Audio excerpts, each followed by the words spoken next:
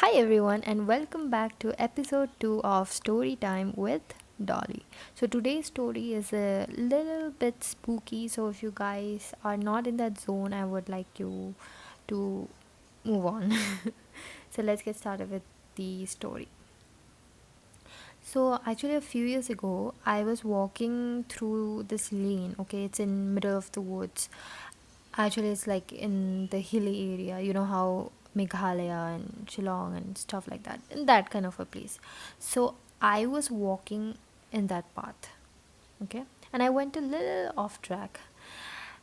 I started getting a really overpowering sweet smell. Yes, it was a sweet smell, very overpowering. And the best thing I could do at that time was to just walk past that, but I did not do that. I was being very nosy and I pulled back the undergrowth to have a look. And to my surprise, I found a dead body. Yes, a little dead body. That would be the last thing I would be expecting to find there, but that's what I found.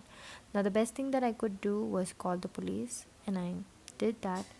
So, I called the police and they asked me to be in that location until they arrive and that they'll be arriving soon there. I was dead scared.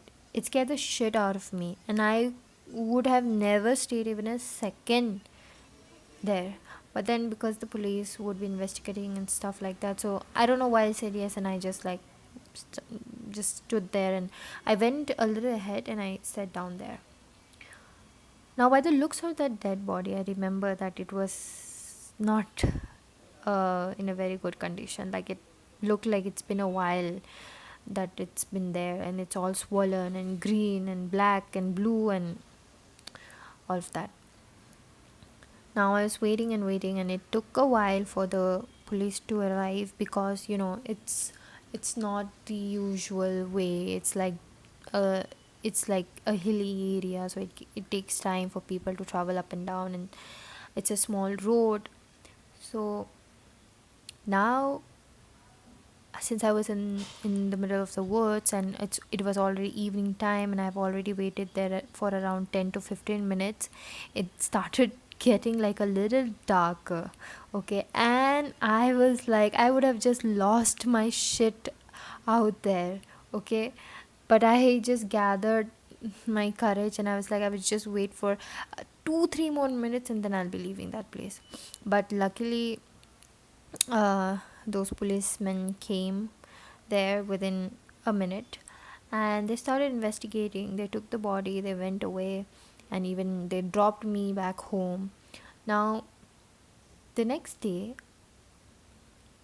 I got to know that that guy have eventually committed suicide.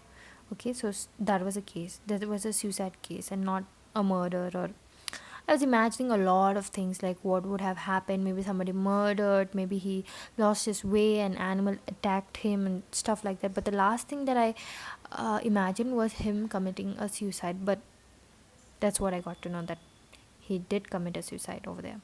And it's been like 2 weeks. So now, after knowing that, I don't know what happened to my brain. For a very long time after that, I had dreams about him. Like in intervals, I would have dreams about him. And he would talk to me in my dreams. Like I don't know if I'm hallucinating, or if that guy is actually coming into my dreams and talking to me, or it's all in my head, I'm imagining it. I don't know, but that's what has been happening. And he does not talk nice things. If you guys are curious what he talks, he would mainly talk about how he is very angry that I had disturbed his resting place and that he wanted me to kill myself. Okay, probably just my imagination out of all that um, incident, but very disturbing. I am losing my sleep, I lost my appetite, I my health is not in a very good condition right now. So yeah, and from time to time he keeps on coming in my dreams, and no doubt tonight will also be that night.